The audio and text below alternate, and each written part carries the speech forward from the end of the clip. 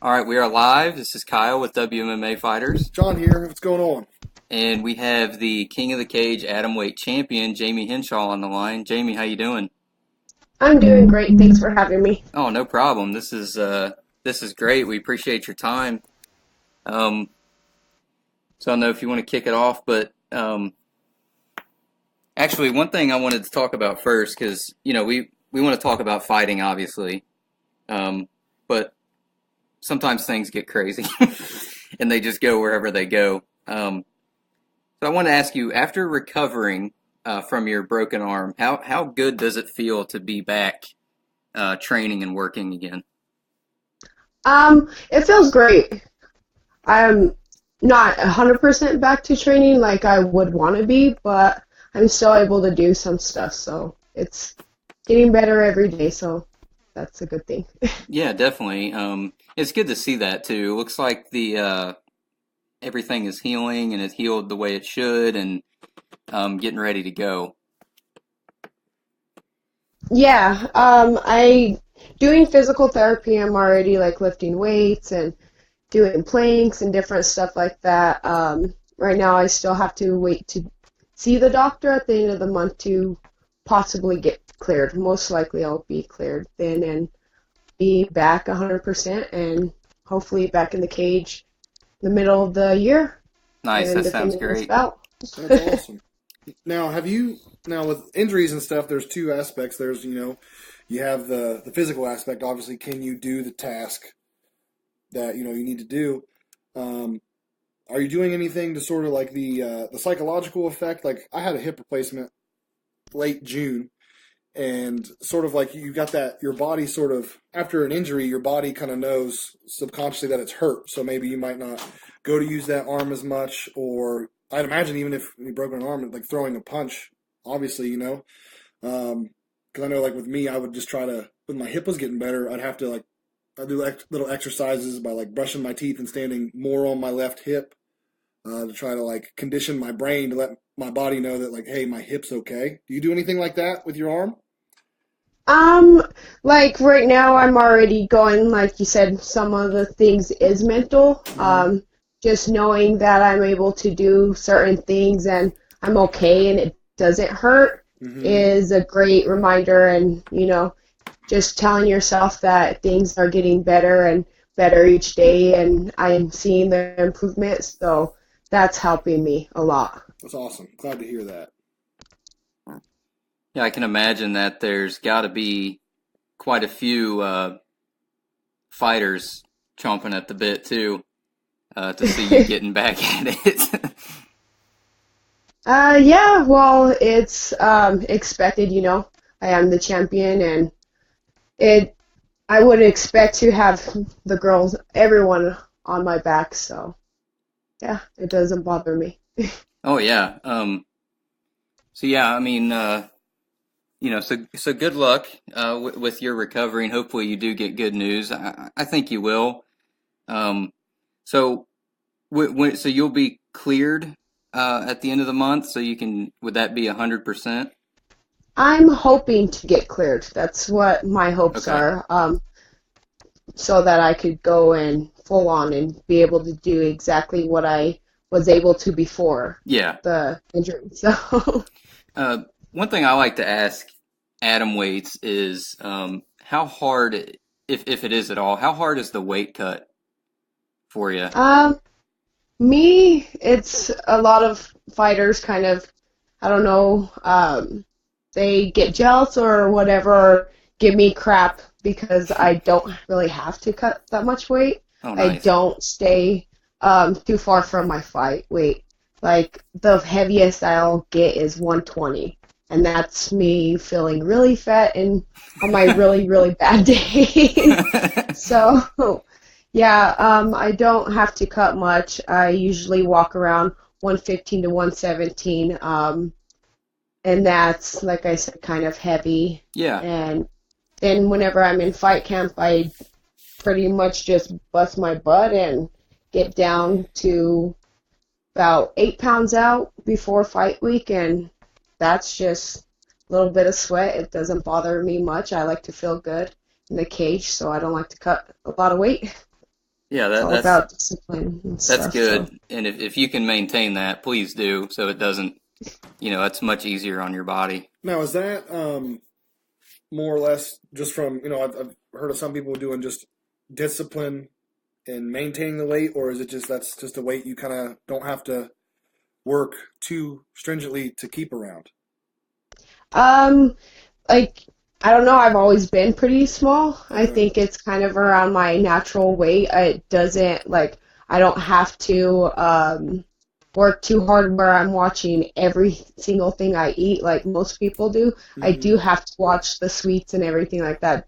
I'm not gonna lie on that and the breads, but for the most part, I could eat whatever I want. Like I said, I work hard and I I just stay at 115. So yeah.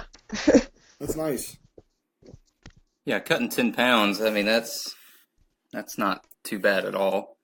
I always would assume that that would just help with your like because we've talked about weight cuts before, where Mm. if it drains you too much, like how much is that extra mass worth? Well, I would have no idea because I don't even fight remotely, but like how much is that extra mass worth if you feel like crap Right. and are completely drained?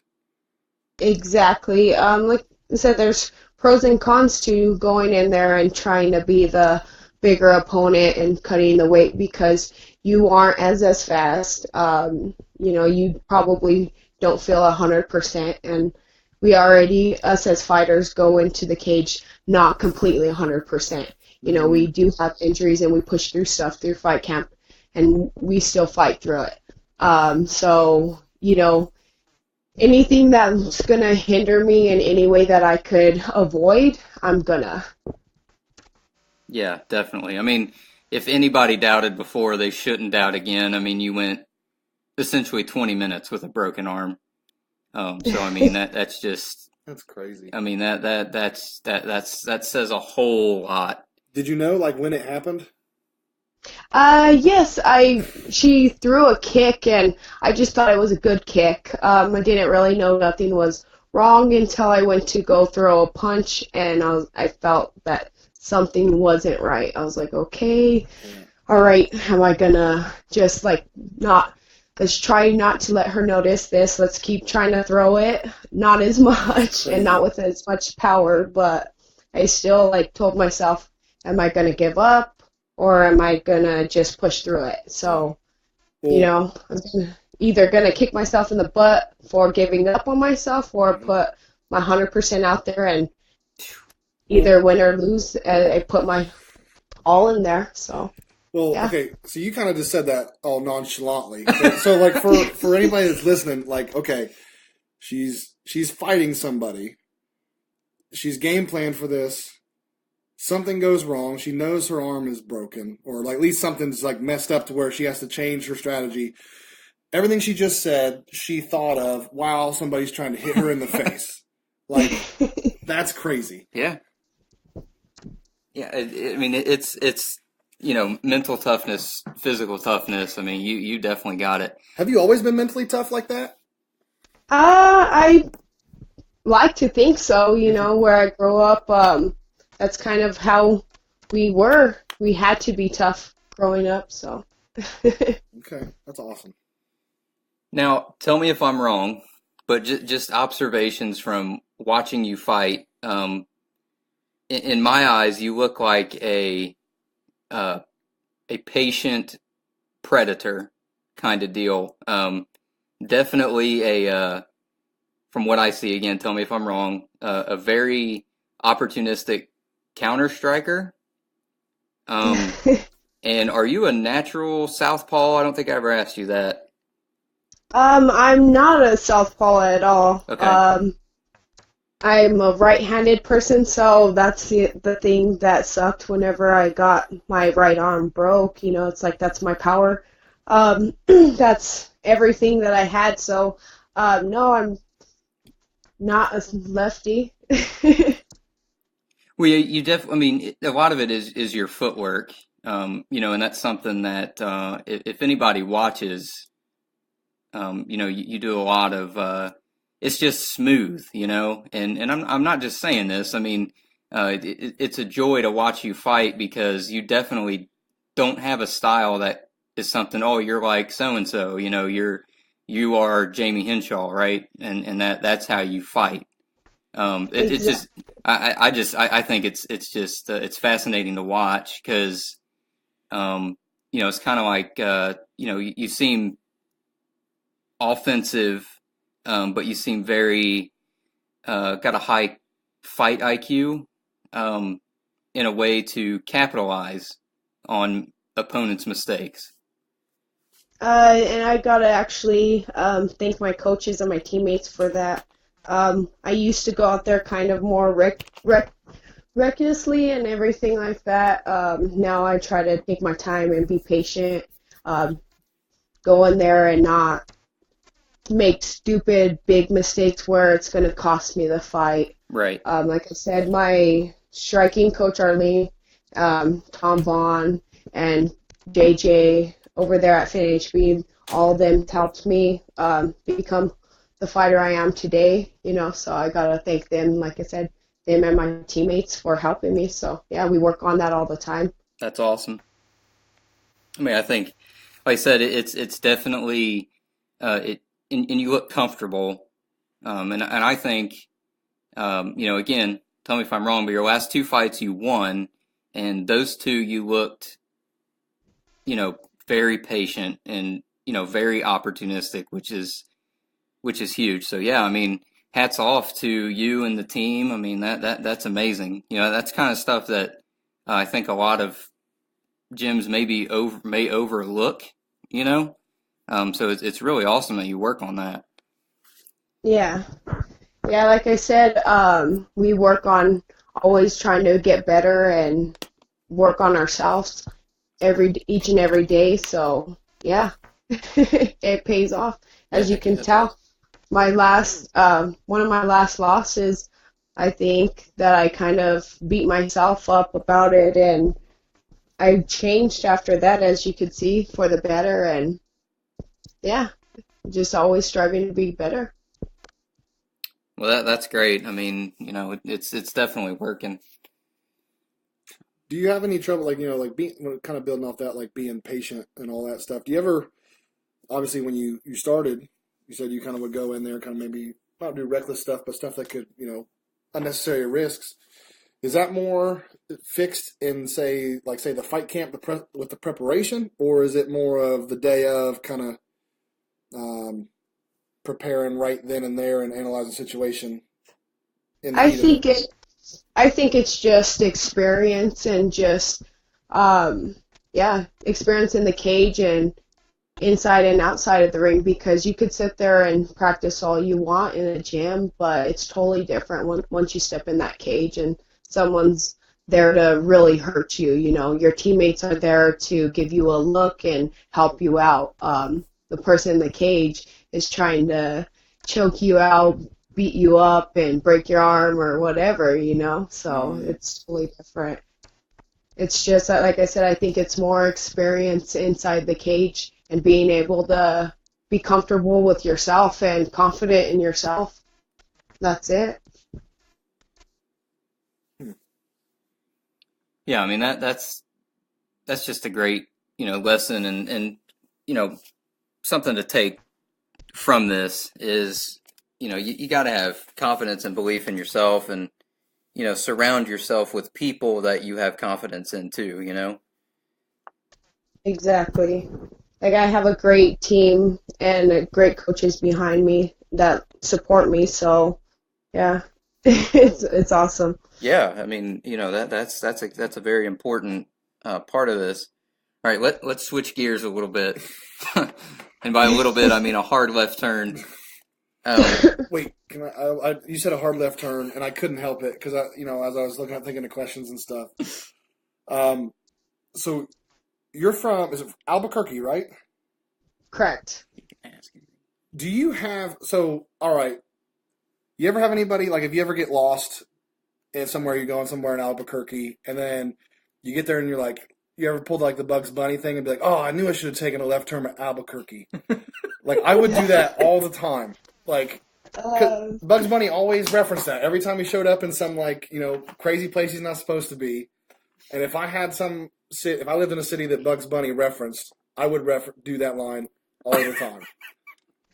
Oh, actually, I've never used that line. I figured you didn't, but I wanted to ask the question anyway. And that was the awkward segment of the podcast. Yeah. I don't care. I remember that now. Yeah, though. exactly. Now that you say that, I remember. I should have taken a left at Albuquerque. Yeah, when he goes up, I remember the one where he fights the bull, and he comes in. He's like, "Oh, I knew I should have taken a left at Albuquerque," and yeah, that's how he ends up in his shenanigans. That's my last bad question, I promise. Yeah. You show up late. You do this. Okay. Just a complete detriment. Yeah. So how was Albuquerque Comic-Con? It was amazing. It was like a great experience. I've been to Comic-Cons before. Just this time I was signing, so it was a total different experience, but it's still fun at the same time. Yeah, I mean, I couldn't imagine what that's like. Cool. I mean, like I said, every Comic-Con we've ever been to has been an awesome experience, and so yeah, congratulations for having that opportunity. Were you right next to Rey Mysterio? Close. I was next to Sam Jones. Okay. And then Rey Mysterio's right next to him, so. That's so yeah, and those pictures were awesome. He's such a good guy. I've never been. I need to go to one. Oh man, well there's two. There's Okay. a Dayton and a Cincinnati. They're both really good. Yeah, I mean it looked awesome. Now, the first question I have written down here, I was just looking for the right time. You got to sign someone's boob, and it was your first. And I told you we'd talk about it. It was your first. Was it the last? That's question one. And how did that come about? I don't think it'll be the last, but it was definitely a first. Yeah, he just asked if I could, and I was actually me and my husband were talking about it the night before. He was laughing and was saying, one of these days you're going to sign someone's boob. And and then so when he asked, like, that was like, oh my gosh, the perfect opportunity. Like, yes, I'll do it. That's funny. It was awesome. Yeah. I mean, that's how you know you made it. Yeah. When someone exposes their chest to get signed, you've made it. Yeah, I had to ask. So how was the turnout there? I mean, it looked pretty crazy. It was great. Actually, very, very busy. And because I was the start of like the celebrity role and everything like that, I was in the midst of everything like that. So it was totally busy. I seen a lot of cool things and everything like that. It was awesome. Yeah, that's so cool. Let me see. Let me see here. What is one thing that you're addicted to? I'm addicted to getting in the cage. I love the feeling whenever I get in there. I don't really know what else. Playing off that, getting in the cage. Do you like to listen to music or anything to get pumped up for anything? And if so, what is your favorite pump up song?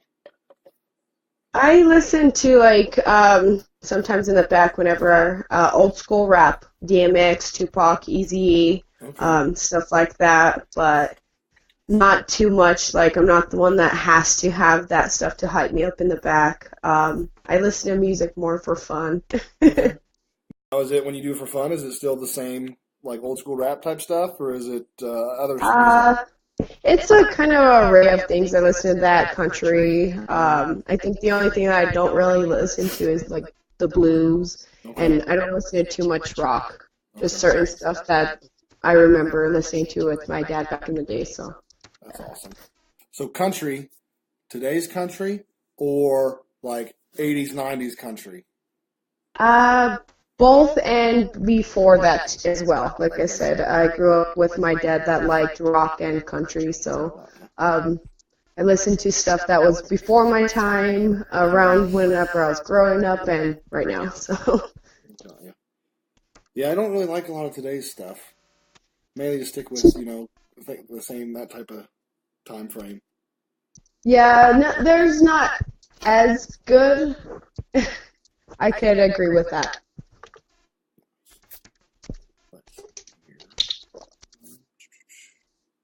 Go off music. Mine right now, the pump up song is I was jamming to the Chicago Bulls theme. It's hard not to. That's a sweet song. Yeah. What is something about you that people are surprised to find out? I don't know. That I'm 28 years old. Okay, I'm surprised. You don't look 28 years old. Yeah, I get that actually a lot. So yeah, that I get carded a lot, and everyone when they ask me my age, they kind of freak out because they're like, "Dang, I thought you were younger than that," which is a good thing, Right. Yeah, I'll have to show you if you're interested. But so the first time I went to buy alcohol, I was 21 and I had a legal ID. The guy told me to leave the store, and I said, "Hold on," and I got my ID out. But I've literally looked the same since third grade. And I'm not even joking. I saw a memory that you posted. Yeah. I recently deactivated my Facebook. So, I noticed that. I was going to tag you in but I saw it, and I was like, oh my God, this dude is... How I knew it is because your daughter was... I could tell how far away, how long ago it was. And I was like, oh my gosh, he was not kidding. No. He looks the exact same. Yeah, I just got taller. It's weird. And my mom used to make me get this horrific bowl cut. I'll admit it. Classics for a reason. No, it's not a classic. I mean, in my opinion, that's where serial killers come from.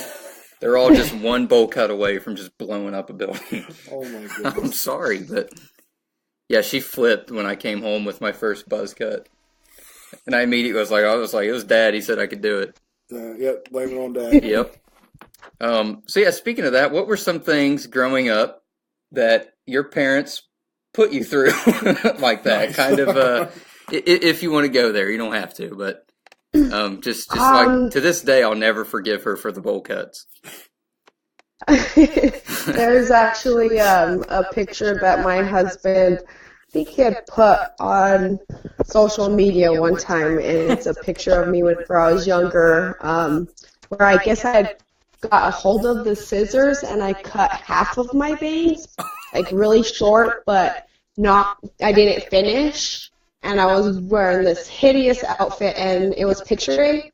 And my parents, I guess, didn't even think about trying to fix it. So, yeah, I have that memory for the rest of my life.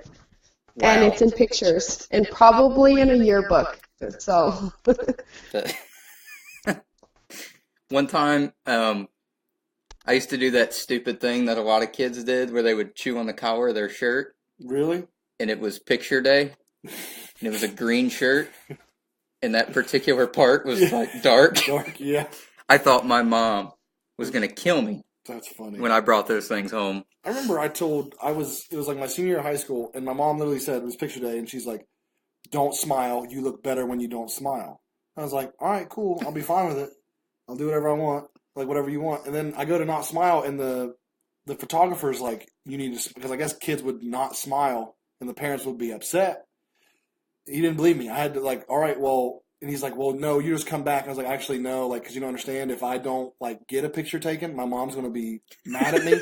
So you're taking this picture. I don't care if you, he's like, well, call her. And I'm like, all right. So I had to literally, you know how the line's usually like, bam, bam, bam, held up for at least 10 minutes. I had to get a hold of my mom and he had to talk to her and be like, yes, I don't want him to smile. It's almost like you need a notarized document. Exactly. Yeah. My son doesn't have to smile. Yeah, no, for sure. Wow. And it's funny because then the typical out of high school is like the guy's taking my picture since like elementary school every year. So it's like, I mean, I'd smiled and every one of them like, yeah, apparently this time like my mom just says I look better when I don't smile. So all those people are weird too. And they have a distinct smell. Yeah, you know? They do. God. a weird enthusiasm for life. Yeah. I mean, they have to. Yeah. So, wow. Yeah, that was that was a horrible time, the bowl cut era. At least everyone else was doing it. At least you're not doing a bowl cut now. Well, I had to do it after everyone else stopped doing it too. It was awful. So are you yeah, that's funny you're talking about cutting your hair. That's one thing that and I'm going to say it to embarrass her right now. That's one thing our daughter has done a few times, and she did a week before picture day? It was an inch away from her scalp. Yeah, she cut off several inches literally a week before picture day. And it was a nightmare. And yeah, it's just awful. Kids are something that I'm not Did your wife cry? No, see, that's the thing. I wanted to. I mean, she handled it. She don't play. So. I took the rest of it chopped off. Yep. I was gonna say, is there an element of like, because obviously I have no children, so I cannot put myself in that situation. I don't know. It'd be like, all right, well, looks like I'm gonna use this. You're getting your picture taken this way, and I'm gonna put it at your graduation party, and like you're gonna have to accept all these responsibilities for the stuff you did. I'll say that. Yeah. I'll talk big. I mean, you know how it is, a dad with a daughter. Yeah, I can only imagine. I already know. They can literally kill somebody. Like, it's all right. Yeah, I'm sure they deserved it. Yeah, let's go get some soft serve. Wow. Speaking I'm of, actually lucky that my daughter's never done that. So. Yeah, how old is she? She's 10. Oh, wow. Yeah, Cassie was, 8? Was she 8 at that time? 7? Yeah, so, oh my God. And she's done it twice, I think. What? Yeah, she's accelerating in that area. So were you did you have a good relationship with your parents? Were you a daddy's girl growing up? Yes, I was a daddy's girl whenever I was growing up. My parents were divorced whenever I was a baby, so they were never, like, together. Yeah. So it's kind of back and forth. But yeah, I was more of a daddy's girl. And he passed away whenever I was 13, so. Oh, wow. Yeah. Oh, wow. That's rough. Yeah, I couldn't imagine that, to be honest. Let's see here.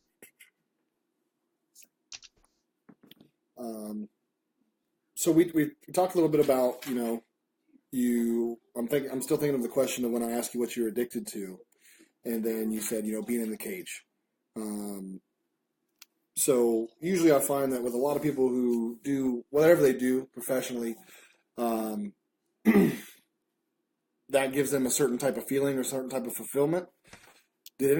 Before you started fighting, did anything give you that type of fulfillment, or were you sort of like, missing something and then got it with fighting? Or before fighting, what was that for you? Does that make sense?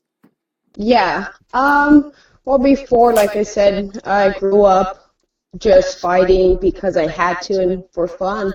Never was into sports or anything like that.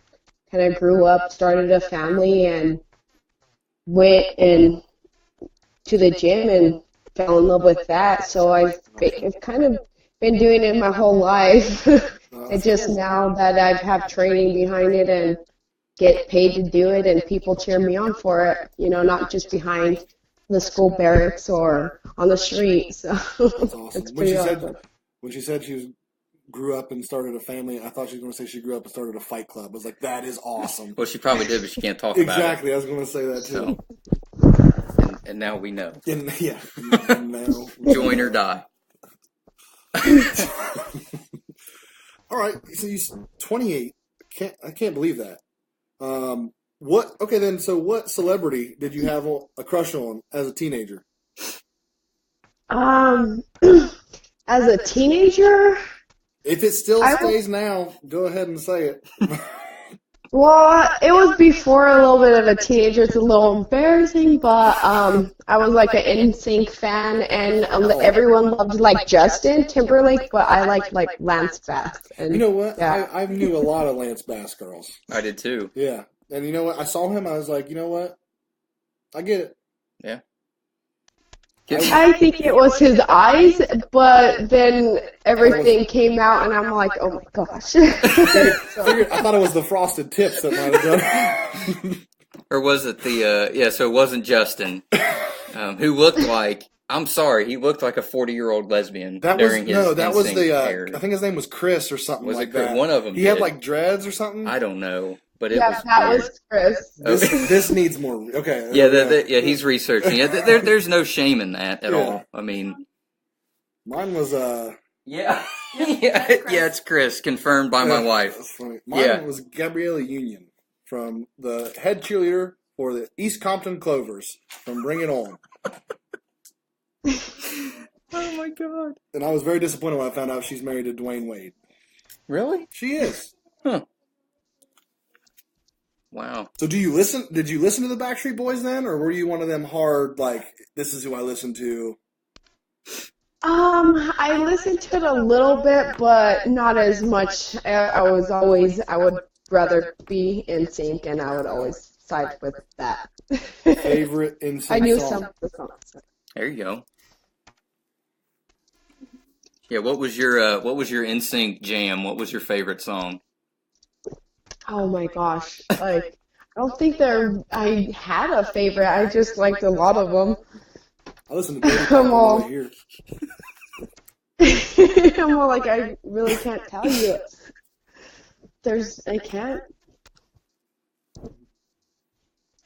Yeah, they had a lot of them. The boy band boom through the 90s was in early 2000s. That was insane. Yeah.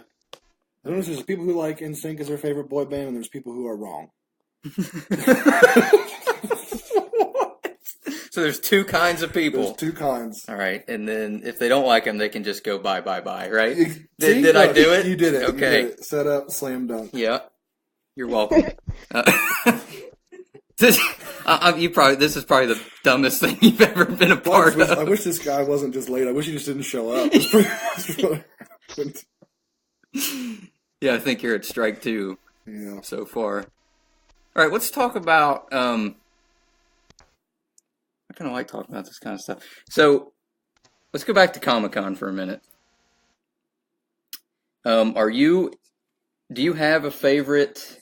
Are you into like the superhero stuff at all? The movies, anything? Yeah, the movies. I have some of the comic books. I wasn't too much with that, but I love Halloween. I love dressing up, and Comic-Con is like kind of like a spin-off of that, like another day in the year that you could dress up and be whatever and have people not talk crap to you. You know what I mean? Right. So I think it's awesome. I like going to them. It's very fun. Even if you're not into comic books or superheroes or anything like that, you could go there and still walk out having a great time. There's art, there's celebrities, there's just a lot of different things out there. You know what I mean? Yeah, I mean the art too is just mind blowing. I gotta check it out. I've heard everybody talks about so highly of these things. Yeah, I mean the booths that these artists and these writers and creators set up, and it's all original works, you know, and they're there directly. It's really cool. So, out of the big two, DC or Marvel, which one do you prefer? Out of what? DC or Marvel? Marvel. Oh God. Oh yeah. I tell you what though, I like a lot of the DC, like the Marvel characters, right? But then I feel like DC tells just amazing stories. See, yeah, that's where I'm like I like the characters. Okay. Now, for Marvel, like, have you been keeping up on the movies at all, Jayme? Somewhat. I watched the last what was it, the Spider-Man. I actually just got to watch that one. Yeah, that was pretty good. I don't like how they're doing Spider-Man, man. You don't? No. Yeah, I like, when it comes to Marvel, Spider-Man, X-23, and Black Panther, in my opinion. Panther's going to be awesome. Yeah, that looks fantastic, by the way, that movie. And then, obviously, I mean, Deadpool was hilarious. Did you see Logan? Yes, Logan. I loved Logan. It was still though heartbreaking to see him die and everything. So that sucked. But like you said, X-23 and there was awesome. Yeah, I heard. I hope it's true. So I heard that they signed, what's her name, Daphne Keene or whatever. Mm-hmm. They signed her to a multiple movie deal. Is that the same girl? Yeah. So Okay. I thought she did a great job. No, she did. As X-23. Yeah. So Just don't do any more. Her origin's done. Yeah, so what they need to do is I think personally, do a X-23 movie Yeah. and then go right into the new Wolverine. Mm-hmm. Yeah. That's just me. Mm-hmm. And now since, Disney bought Fox or whatever, so it's all merged, Yeah. I think the new Wolverine will fit the Marvel universe more than an X-23 kind of deal. But yeah, her origin's done. So if they go back to that, that'd be a mistake, I think. That thing with Spider-Man, I think that's what's ruined it, is they've done so many origins almost. Well, that's what happens to Batman, too. Yeah, exactly. It's like, just because you replace the actor, you don't have to do the origin again. Yeah. He's playing the same character. No, for sure.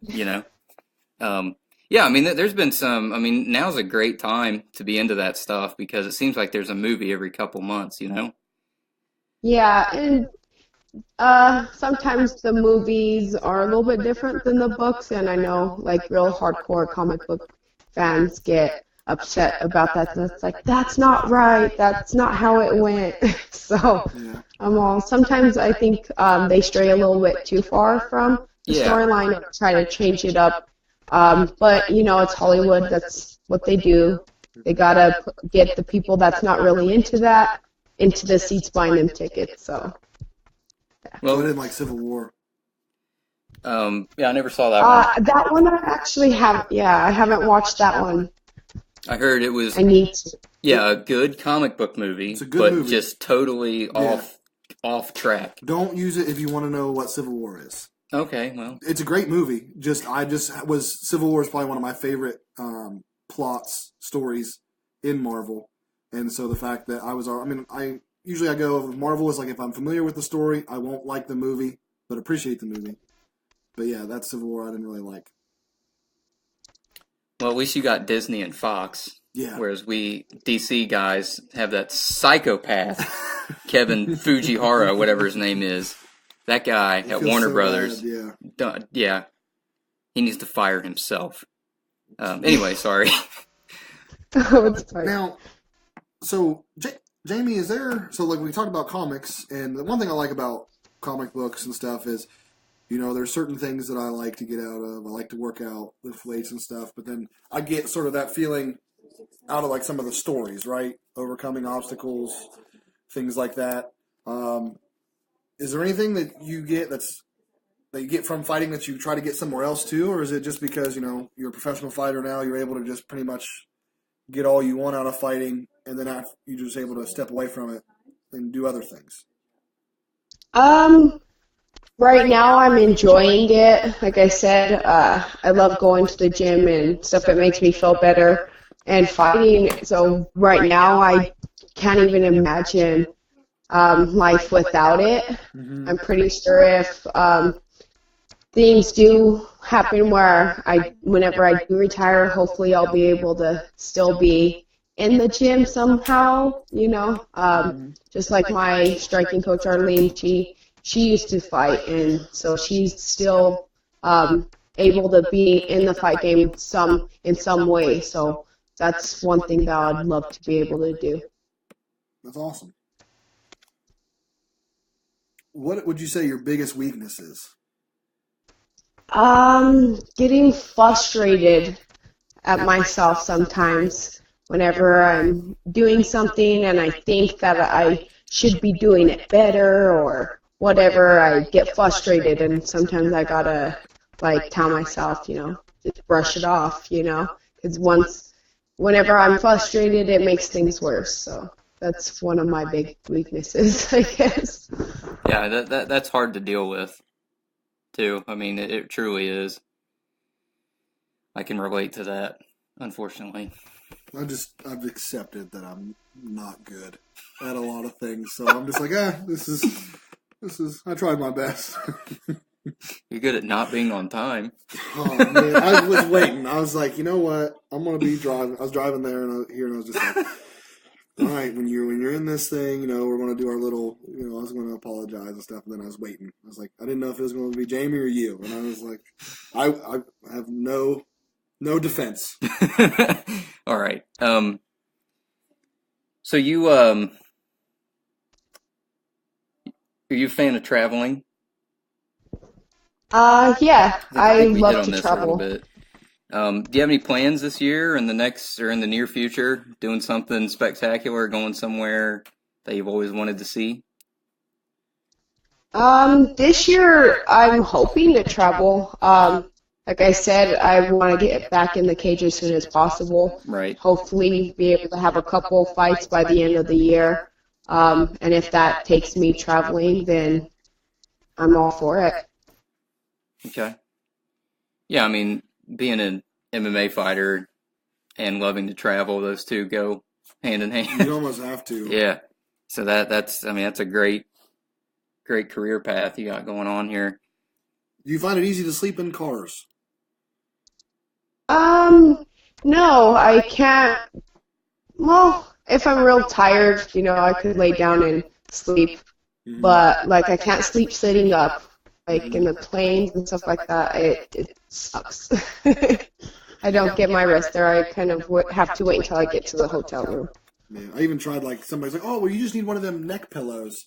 No. It that don't work. It doesn't work at all. I was like, okay, well, now my head is secured completely upright.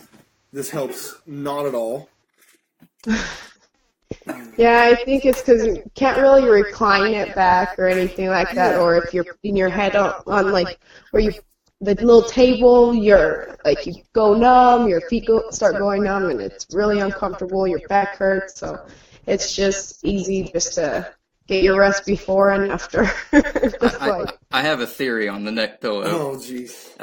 So I'm fairly certain the person who created it thought it was a great idea, and they're on a plane, and they put it on, and they realize it sucks. And then the person next to him, to share in his agony, he's like, oh, this thing's wonderful. So they said they liked it just to make him feel okay. So everybody keeps lying. And now everyone keeps lying, and you they see them everywhere. They awkwardly buy them. Yeah. It's probably so far from the truth, but I can't sleep made on me feel planes better. anyway. Yeah, the fear of nose diving to my death keeps me wide awake. See, I get to the point of where it's like, it's freeing in the lack of control I have. Like, well, if this is going down, I can't do nothing. I've already made the decision. Well, I'm not saying I wouldn't like crap my pants if it started to do it, but I guess I'd be like sitting there like, all right, if I jump at this time, Yeah. I will be on the top. Oh So my gosh. yeah, Not I even mean, getting to the physics about why that. oh might work. yeah. I mean, we don't think about physics at a time like that, though. Would you ever? So I can imagine being a fighter. You're probably a bit of a thrill seeker, I would assume. About, I guess you could say that. Would you ever skydive? That actually, I don't think I would, which is crazy because I do go on planes and everything. I am afraid of heights. Okay. So that's one thing that I probably wouldn't do. And if so, that would probably be like a midlife crisis situation. Right. Yeah, I feel the same way, and I mean, I would have to be having a really bad crisis to say I need to do that. My wife's done it twice, right? Yeah, twice. So she's been in a plane twice and hasn't landed. Jumped off. Yeah. So I don't like activities where gravity is a key component. Because gravity never loses. So. Yeah. But you. But I get it. It's that adrenaline and that rush and that feeling of being able to, like, dang, I went through that and I survived. So it's like kind of the same thing with like fight camps and everything like that. Going through it, it's just like, dang, I've been through a lot and I survived that, and it's an amazing feeling. So it's probably around the same thing that I feel inside the cage. So I totally get it. Yeah, that's something, when we talked a while back during that interview, something we both kind of agreed. When you get into this stuff, and this is something I want people to understand, it's like a drug, and it's a healthy, natural release of, all these things in your body. So that's why, kind of what we're trying to do is get people to realize all aspects Yeah. of fighting. It's like what Dana White, like he had a goal to come out and get rid of the stigma that MMA fighters are just street fighters that get paid, Yeah. I mean, it's mixed martial arts. It literally is an art. Yeah. And there's a lot to it. So, I mean, that's kind of, we like having a really good time and, just going crazy and having these conversations. But, a lot of the goal, too, is to inform, and let people know that, hey, there's a lot more to it than that. Why don't you take some time to understand it? Exactly. Yeah, and like you said, it's like a drug. I did come from a past where I did do drugs before, and I know a lot of different fighters too that they've changed their life. Fighting has changed their life for the better, so I encourage it. Like, you go through it and, all your sacrifices and your hard work, it pays off when you're in the cage, and you can't be all messed up on drugs when doing this sport. So like I said, people that have done it and switched over, it's a great positive other way to direct their energy and everything like that. So, yeah. Yeah, and that's, thank you for sharing that. You totally didn't have to. Oh, yeah. But yeah, and it's beyond, violence, right? I mean, a lot of sports, I mean, sport is violent. Mm-hmm. A lot of sports have some sort of violent component, but there's so much more to it than that. It's one of those things that, take some time to understand it. So that's kind of like our mission here. Yeah. Is to just, help if we can make one fan out of it, then we're doing something. I just love how when you told us about the whole thing that's going through your mind when you hurt your arm. And it was like, I feel like people think that you just go in there, get mad. Like, think about everybody who made fun of you and all that stuff, and you just go in blind, angry. It's like, no. Like, and that's like the total opposite too. Yeah. You go in there and if you fight angry, I believe, and all mad like that, it takes a lot of energy out of you, and it takes more. I don't like to fight angry. As you could tell, my last couple of fights, I have calmed down a lot more, slowed things down, and I'm just calm. It's like you're in a zen when you're in there, and that's the ultimate goal, is to be in there and be able to flow like water, and have fun. Nice.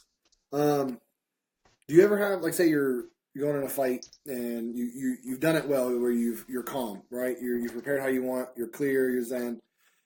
Then, like, is there anything in the fight that can, I don't know, it takes you out of that, where you got to fight, like, you notice that you're getting angry, to where you have to kind of bring yourself back down? Is it taking shots? Is it the game plan not working? Like, anything like that in particular? In my pro debut, I got a little frustrated by being held down and everything like that, and it kind of upset me because I couldn't get out of the position. It hindered me a little bit, but then I shook it off, and in the third round, I thought I did a lot better, but it was a little bit too late to win the fight, and yeah, it was a learning experience. That's awesome. I'm sure you probably took that, we talk about experience, right? Like, yeah, it might have been too late to win that fight, but then when you're in that situation again, I imagine you'd be like, well, I know I could turn it around. I've done it before, to get that sort of calmness that you were talking about. Yeah, like you said, just, okay, I've been in this position before, don't get frustrated, just work through it, and that's exactly what I've learned to do. What would you say is your most favorite thing about fighting and your least favorite thing about fighting? The fans being able to go out there and put on a show and yeah, see them cheer and look up to you. That's awesome. I love that to inspire people. One thing I hate, and everyone knows, I hate cardio. That's one thing I hate running. One thing, but like I said, there's sacrifices and things in life and things you want to do, and you got to do stuff that you don't necessarily want to, but you have to do what you love. So yeah, I'm gladly to run and stuff if it means that I get to fight. Yeah, that's I think if you liked running, there'd be something wrong with you. Yeah. I hear a lot of people actually do. Oh my God. Like I said, it's their happy place and stuff. I just haven't found that yet. It's a chemical imbalance in the brain. I'm just You either hate it or you're wrong. Yeah, exactly. I'm a very black and white person when it comes to a lot of that stuff. Oh my God. That's awesome. What would you say is a big pet peeve of yours? Pet peeve is people just lying and trying to be fake. That's one thing that I hate, or trying to make themselves act like they're better than anyone else and try to make other people feel bad. I hate that about people. Yeah, it's sad how many people are like that nowadays. Yeah, a lot of people forget, I guess, where they come from and forget to be humble, I guess. So, and it sucks, but Yeah. you know. It's definitely, I've seen it where people are like that, but then I'm very interested in how people behave and how they interact with other people. And I found a lot of people who come off as fake or anything like that, when you talk to them more, they don't have like a sound moral compass, right? Like their decision-making process just switches to whatever benefits them in whatever situation. So stuff contradicts, right? So it's Yeah. this person's not like evil. They have no morals,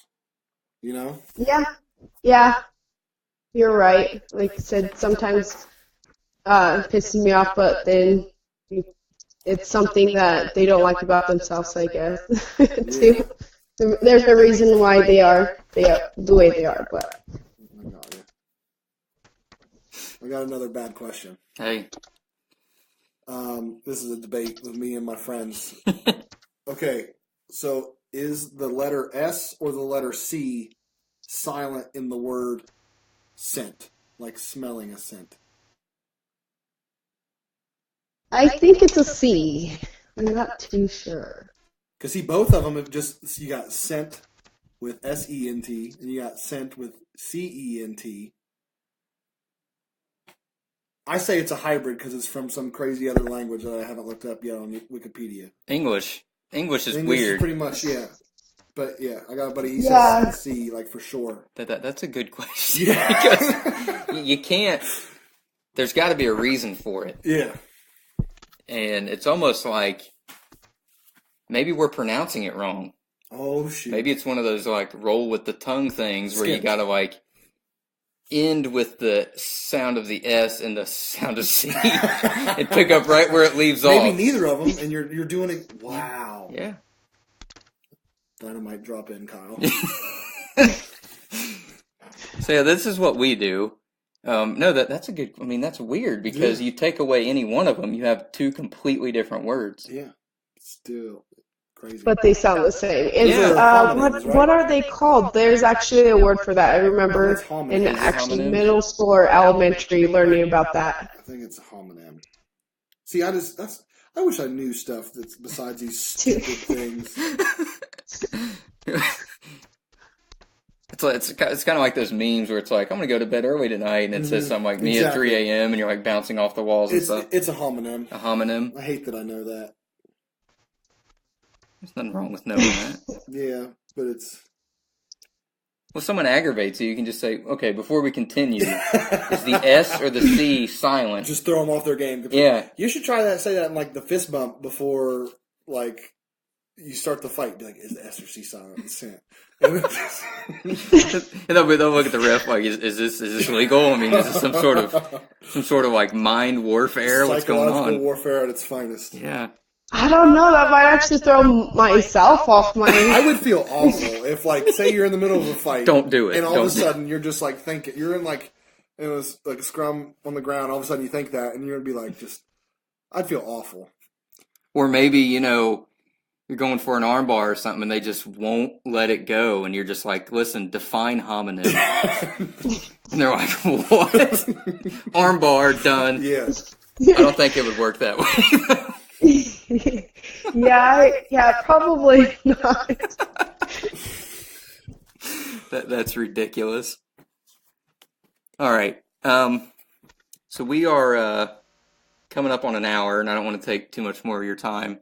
So I wanted to ask, for life and or fighting, if you want to wrap this thing up and put them all together, but what are 3 keys to success? And it could just be your success or advice.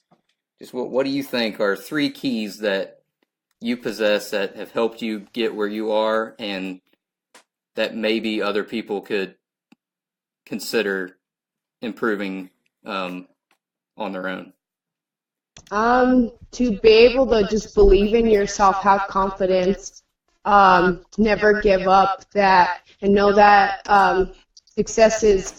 failure is a part of success. A lot of successful people failed a lot, and they were the people that are successful are the ones that never gave up, and the people that gave up are unsuccessful. So just, keep believing in yourself, even if others don't, and just, said never give up.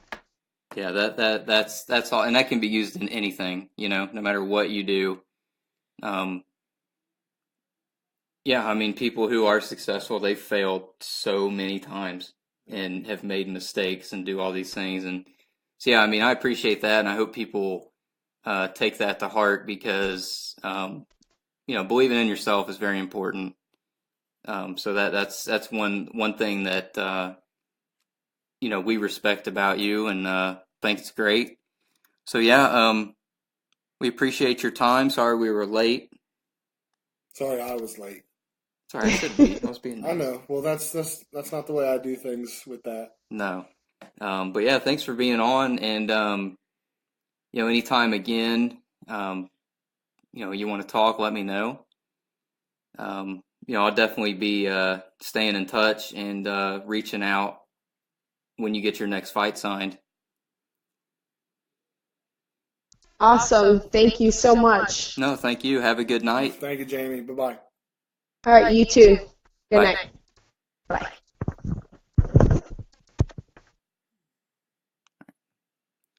All right. Well, that was awesome. That was fun. She's very nice, Yeah, she's especially with, I was like, oh, damn. yeah. So we're gonna talk about that. So you heard Paige Mhm. Van Zant, Mm-hmm. right? So it was a spinning back fist in round 1, Oh, my goodness. and she hit Jessica Rose Clark's, it looked like her wrist or Yeah. forearm or something, and it was a hard crack. Yeah, So we thought she connected with it, yeah. but it was real. I mean, it was a good block, Mhm. and that crack was her arm. Yeah, I Breaking. saw that on Instagram. Yeah. So one thing, again, this is kind of like a shameless promotion, but we've started a series called Fighting Broken, and I released the first one last night. It was a 3-parter, so it had Paige Van Zant, Jayme Hinshaw, and Lindsey Van Zant on it because they all fought with broken bones. Mm-hmm. So that's kind of like, again, it helps you see what goes into this. There's so much more. But yeah, that was crazy. And then Invicta 27 was off the freaking hook. Yeah. So we will have, next week we got Lindsey Van Zant, Mm-hmm. which is always fun. Yeah. The week after that, another Knoxville KMAA fighter, Liv Parker, she's pretty cool. And then the week after that is Mallory Martin from Invicta, and she went nutso on her opponent Saturday night, and Okay. just, I mean, full mount, That's beat awesome. down. It was vicious. Really? So yeah, a lot of good stuff. So we're enjoying the interviews. Oh yeah, it's a blast. We're trying to stick with them. Rankings are coming. Mm-hmm. More content is coming. Did you see the template? Yes, I did. Yeah, so we're working on things. One thing I want to say is you don't necessarily have to be a huge MMA fan, but if you'd be interested in doing some content, reach out because to grow we need content. Yeah, no, for sure. So yeah, if you're interested in writing, just reach out, Facebook, Twitter, whatever, and we'll talk. We'll try and figure something out. It's just one of those things that we're getting a lot of support, and it's awesome. Mm-hmm. And keep it coming. I mean, I'd rather be pulling late nights because of support, instead of the other way around. No, for sure. But yeah, the Invicta 27 was arguably better than 26. It was It insane. seems to just keep getting better and better. That was a ridiculous card. We had internet issues again. I'm going to say that again. Giga Monster, you suck. Yeah, Giga Monster. Don't ever get it. I don't even have it, and it's inconvenient. Yeah, I'm sorry, Mhm. but no, I'm not. I'm I'm saying, not you're sorry- apologizing. sorry no, you're I'm not not. sorry. I'm sorry that I bought the crap in the first place. There, I said it. Yeah, I'm done. But anyway, if you're interested in writing or doing content, reach out and get something going. But yeah, that's pretty much what I got. Like I said, rankings are coming. We're going to do a huge. What I'm doing is I'm getting pictures together. Mm-hmm. So I don't just want to have here's a paragraph of names. Yeah.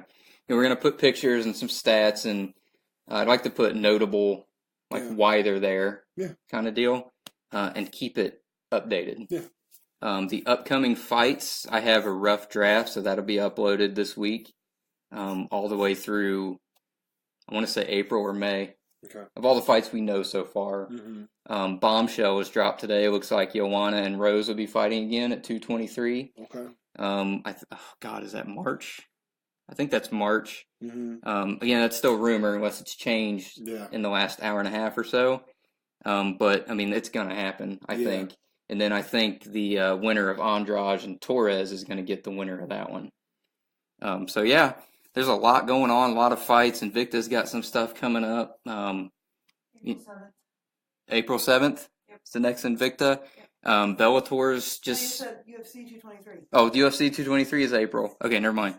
And then Bellator's made some huge signings, and now it's just a race to see which one out of Bellator UFC gets an Atomweight division first. Yeah. In my opinion. Yeah. It's a race to the Atomweights, I think. There's a lot of great ones out there, and they're missing out. But yeah, that's it for tonight. Give Jayme Hinshaw a follow. She's on all the social media. Loves interacting with fans. Just a really good person to talk to. Took an hour of her time, and it's always a pleasure to talk to her. Like I said, I mean, she really loves her fans. And great advice. Believe in yourself.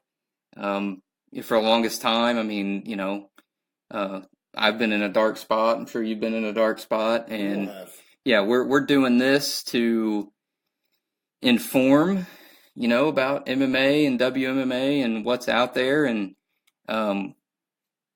wouldn't be doing it if we didn't, mature and experience things. Yeah. So, and that's the thing. I mean, we want to grow. We want to meet people and talk with people and get this thing blowing up. So if you have any interest at all, take that first step. Yeah. We can help get you out there, help show you things, I can show you the world. Yeah. There you go. How did I know it was Oh, because John, that's what John does. Full of useless. Hey, I mean, sometimes it's better than, useful. Not really, but, I mean, that, it's kind of like a soapbox here right now. And if you just got anybody that you think might be is trying to get into, MMA, learn about fighters and everything, we want to be, like I said, the place where you get information from. Yeah, and that's like, what we've done too is, we're not going to sit here and say we're the number one source. Mm-hmm. That's first of all, it's not the goal because it's impossible, and two, there's no reason to be that way because a lot of the other sources out there are ran by great people. Yeah. So instead of competing, it's working together, collaborating. Yeah, and but we're kind of a little different in a way. Like we like to tell stories. So now my issue is sometimes my articles are a little long-winded, mm-hmm. But that's just the way I am. Yeah. So you know what you're getting into, and bring something to drink when you read them. Yeah, they can be pretty intense sometimes, but it's just keeping the social media posts going. We've gotten a lot of love, like I said, from several other outlets. Share and comment and things, so it's really awesome. So. But yeah, I mean, there's a lot of great action coming up. I think King of the Cage has something big too coming up soon. Got Risen coming up again in the spring, which is always it's the rock show of fighting. I mean, it's insane. Bellator. I mean, if this Joanna Rose thing, when it's official, that's going to be crazy. No, it is. But yeah, I mean, the upcoming fight section is going to be like a living, breathing database. So what I'm learning how to make a way to update that easier, instead of having to go to the site and essentially update the entire site. Yeah. So I'm trying to make a database for that to where we can essentially do it from our phones. Okay. So again, if anybody knows how to do that stuff, please let us know. Save me some time. That'd be great too. But yeah, I mean, a lot of this is just a thank you to everybody who's been liking and sharing and commenting. We've been live for 12 weeks now. I mean, like the social media presence has been live. We've been doing the podcast live for a month, and so many things have changed. Yeah. So it's been a lot of fun, and we're just getting started. I mean, we got a big 2018 coming. It's probably going to be February when things really kick off, just because there's just so much to do. But we're getting there, and what we need is content. Or people to deliver the content. I mean, we got the content, but there's only 24 hours in a day, and you have to sleep. Mm-hmm. So, yeah, I mean, that's it for me. Hope you guys enjoyed talking with Jayme. I mean, again, give her a follow, she's on Instagram, Twitter, and Facebook. Just a good person, really smart, talented fighter.